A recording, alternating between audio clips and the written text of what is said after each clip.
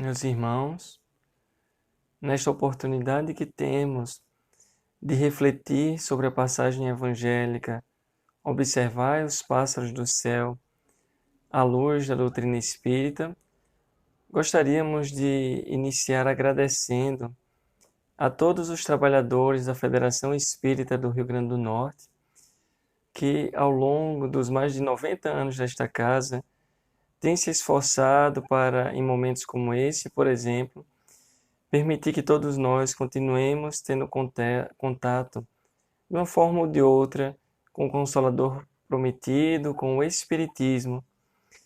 Esta passagem sobre a qual vamos refletir neste momento é uma passagem belíssima realmente, e que muitos autores veem nela algo de artístico, algo de poético. É uma passagem que se dá um pouco depois de Jesus anunciar as bem-aventuranças e que é considerada também ainda fruto das bem-aventuranças. E naquele momento em que Jesus se encontrava sobre a montanha, com alguns dos seus discípulos, com várias outras pessoas ao redor, nos dá a entender, os evangelistas, que ele para um pouco para refletir, olha para a natureza e vê os pássaros a passar pelo céu. Olha para aqueles homens e os vê vestidos e diz: observai os pássaros do céu. Eles não semeiam, eles não ceifam, eles não possuem celeiros, mas, de alguma forma, o Pai supre as necessidades desses pássaros. Olhai os lírios dos campos, como crescem, como resplandecem, como são bonitos.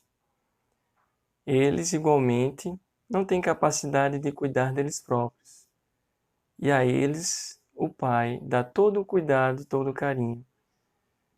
Quanto mais a vós, homens, que sois tão grandes, que já tens inteligência, e o Pai cuida de cada um de vocês. Então, para que se preocupar com o que tens de vestir, com o que tens de comer? Para que se preocupar com o dia de amanhã, com as turbulências da vida? O Pai realmente vela por cada um de vocês. É o que nos dá a entender os evangelistas, essa passagem de Jesus. E neste momento nós percebemos, meus irmãos, que o sentimento que nos preenche, talvez algo semelhante ao sentimento daqueles discípulos, é um sentimento que faz com que percebamos e comecemos a refletir sobre nós mesmos, sobre as nossas ações, sobre os nossos pensamentos, sobre as nossas falas, sobre, enfim, o que há em nós. Porque exatamente observando as nossas ações, somos capazes de perceber aquilo que tem mais importância para cada um de nós. Então, a proposta do Cristo com esta passagem não é de maneira alguma fazer com que os seus discípulos à época, os homens e as mulheres que estavam ao seu redor, e fazer também com que nós, nos dias de hoje, deixemos de trabalhar, deixemos de nos preocupar com com alimento, com remédio, com como pagar isso ou aquilo, como nos vestir de forma mais confortável, como habitar de forma mais confortável. De maneira alguma ele estaria nos dizendo isso. Até porque ele próprio disse: o Pai trabalha até hoje, eu também trabalho. Não nos incitaria então o Mestre a parar de trabalhar. Mas é principalmente, ele nos convida a uma reflexão sobre onde estão as nossas importâncias. Onde está a nossa atenção? Onde então está o nosso tesouro? Onde está o nosso coração? É uma reflexão que ele nos propõe acerca do que é necessário e do que é supérfluo. Mas, talvez já percebendo a dificuldade que teríamos à época e temos ainda hoje, de conseguir compreender o que é realmente necessário para nós e o que também é supérfluo para nós. O Cristo nos trouxe algumas dicas nesta mesma passagem. Ele nos diz: não vos preocupeis em amontoar tesouros na terra, onde a traça e o ferrugem a tudo consomem. Vos preocupeis, por outro lado, a guardar algo em seu coração no reino dos céus. O reino dos céus, pelo que compreendemos, é o reino de Deus.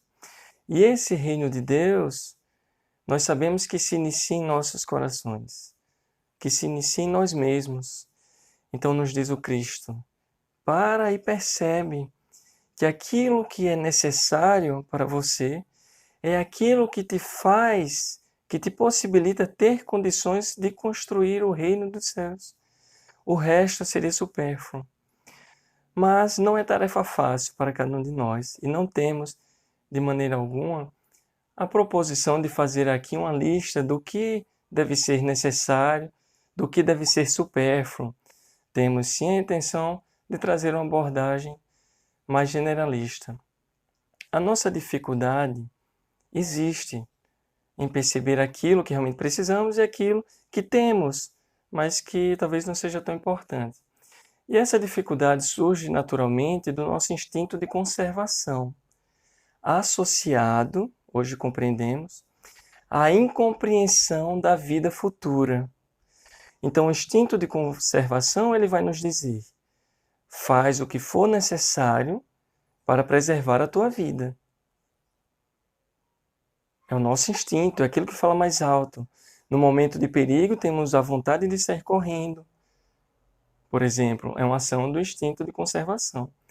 Mas, à medida que o homem vai crescendo, ele percebe que existem outros ao seu redor e que realmente ele precisa fazer o que está ao seu alcance para sobreviver. Mas, em um certo momento, chega no limite do outro. O que fazer nessa situação? O que fazer no instante em que eu percebo que as minhas ações começam a afetar a vida do próximo e afetá-la talvez de forma até negativa? Bom, com a concepção de que talvez não houvesse uma vida futura, o homem diz: sendo esta a única vida, eu terei que fazer tudo realmente para que essa, a única vida, algo não existiu antes dessa vida, algo não existirá no futuro, então eu farei tudo realmente para sobreviver. Se for necessário acumular, eu irei acumular. Se for necessário passar por cima daquele que está ao meu lado, para ter mais, para sobreviver, eu passarei. O Cristo, ele trouxe muitos princípios, e alguns desses princípios, se não todos, são abordados ao longo da codificação espírita. Um dos princípios que o Cristo nos ensina, particularmente em sua conversa com Nicodemos, em que ele diz: é necessário nascer de novo para chegar ao reino dos céus, ao reino de Deus.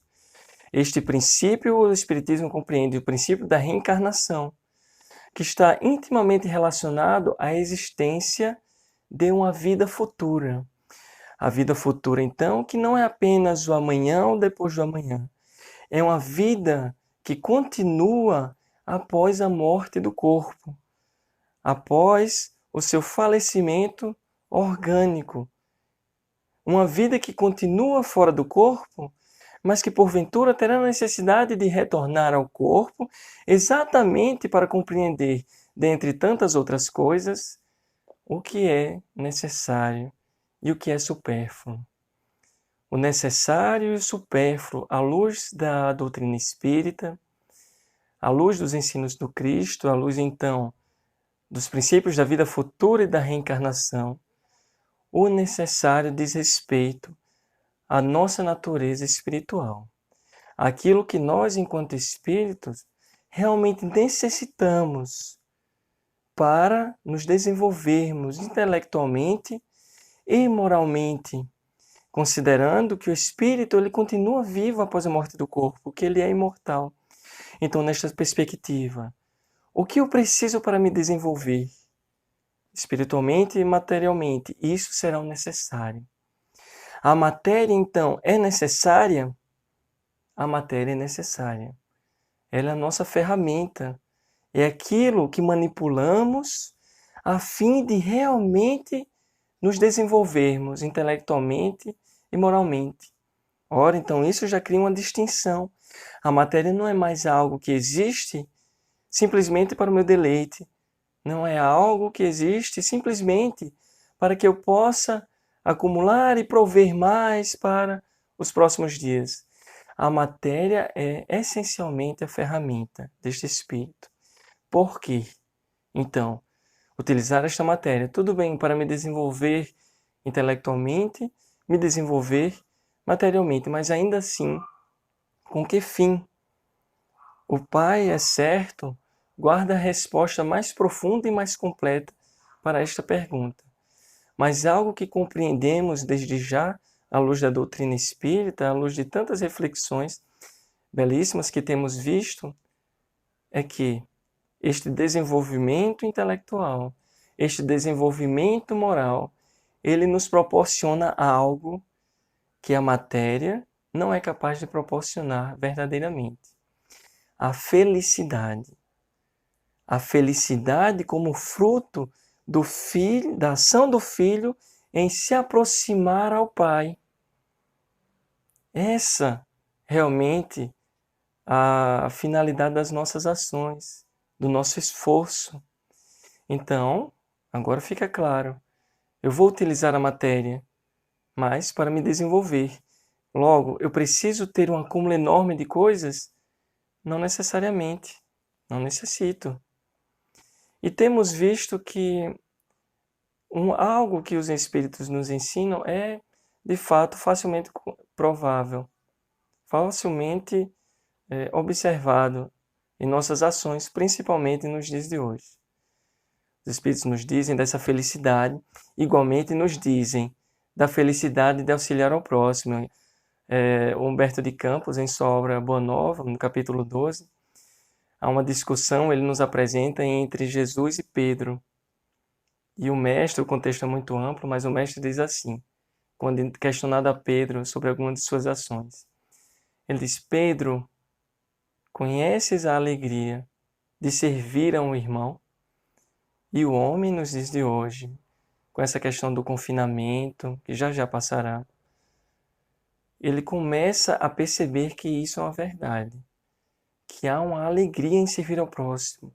Então ele se mobiliza dentro do que está ao seu alcance, com o outro, para suprir as necessidades de alguns dos seus irmãos, que de outra forma, talvez, não tivessem como suprir as suas necessidades.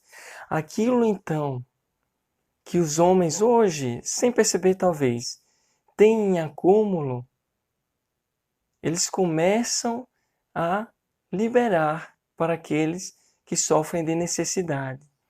Nos dizem os Espíritos no Evangelho segundo o Espiritismo, no momento em que o homem compreender a necessidade da fraternidade e, ao mesmo tempo, a alegria de vivenciar essa fraternidade, aquilo que ele tem momentaneamente como supérfluo, um acúmulo, ele utilizará para suprir ao seu irmão que tem daquilo uma necessidade.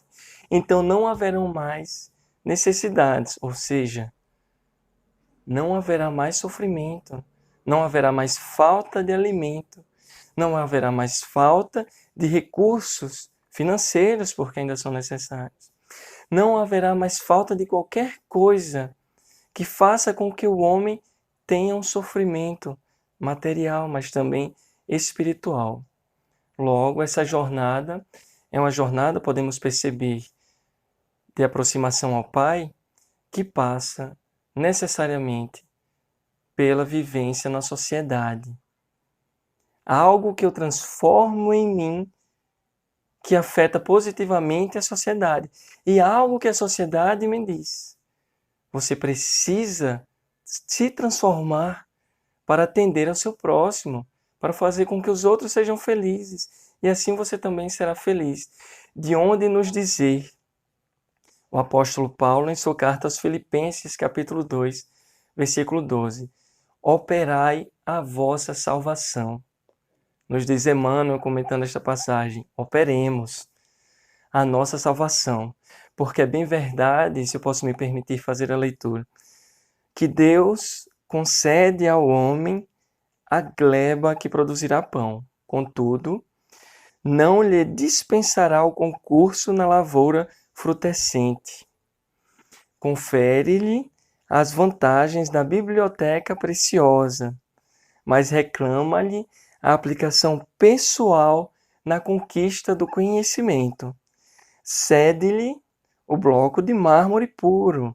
Entretanto, exige-lhe suor e atenção no buril, para que a obra-prima de estatuária se expresse vitoriosa. Deus nos fornece as condições. Ele vela pelas aves, ele vela pelo lírio, ele vela por nós também. As aves, o lírio não possuem inteligência, nós possuímos. Ele nos oferta as condições para que trabalhemos pelo nosso próximo, por nós mesmos, que é, consequentemente, trabalhar por também o nosso Pai. Como nos disse o Mestre, amai a vosso Pai acima de todas as coisas, e ao próximo como a si mesmo. Eu amo a mim, eu amo ao meu irmão, eu já estou amando ao meu Pai. Porque que pai não ficaria feliz em ver que o seu filho cuida de si, segundo as suas leis, mas cuida também do seu irmão? E a alegria para nós, meus irmãos, que nos trazem os Espíritos, que nos trouxe também Jesus e que nos traz ainda, já que consideramos que a doutrina espírita é igualmente uma obra presidida por Jesus. Os Espíritos do Senhor, vai nos dizer o prefácio do Evangelho segundo o Espiritismo, que são as virtudes dos céus, qual imenso exército que se movimenta ao receber as ordens do seu comando, espalham-se por toda a superfície da terra e, semelhantes a estrelas cadentes, vêm iluminar os caminhos e abrir os olhos aos cegos. Não estamos sós. O Pai vela, Jesus vela, e os nossos irmãos, os Espíritos do Senhor, mais experientes, mais evoluídos intelectualmente e moralmente, velam por todos nós, fazendo com que nós nos sintamos bem animados em trabalhar por nós, em trabalhar pelo nosso próximo, e nos auxiliar em perceber que toda a natureza, toda a materialidade que há neste planeta é obra do Pai aos seus filhos. As ferramentas de que Ele espera seus filhos se utilizem. O Espiritismo, então, nos esclarece mais uma vez, apesar de todo este amparo, todos eles não farão as obras por nós mesmos. Jesus nos ampara e nos ilumina, mas, assim como o Espiritismo, Ele não trabalhará por nós.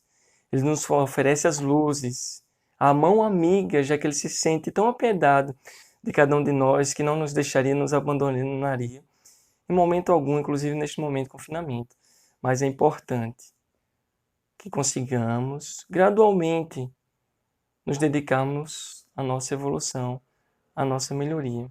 Um pouquinho hoje, um pouquinho amanhã, um pouquinho nas próximas vidas, no corpo, e ao longo do tempo seremos mais felizes. O Senhor, para ajudar-nos, não prescindirá do auxílio que devemos a nós mesmos. Observai as aves do céu, observai os lírios. Cuidemos de nós mesmos, meus irmãos, nos dediquemos à nossa melhoria. Que Deus nos fortaleça e nos ampare e fortaleça igualmente a todos aqueles que estão nesse planeta em momento de necessidade.